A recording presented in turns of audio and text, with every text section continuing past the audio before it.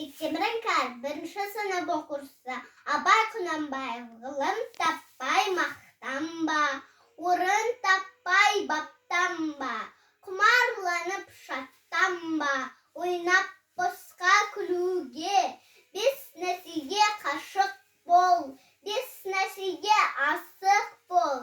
Адам болам десеңіз, тілеуін өмірін алдында, оған қайғыр десеңіз. Өсек, өтірік, мақтаншақ, еріншек, бекер мал шашпақ. Бес дұшпанын білсеңіз, талап, еңбек, терең ой, қанағат, рахым ойлап қой. Бес асыл іс көрсеңіз, жамандық көрсе нәпратырлы, суытып көңіл тыйсаңыз, жақсылық көрсең ғибратырлы, оны ойға жазаңыз.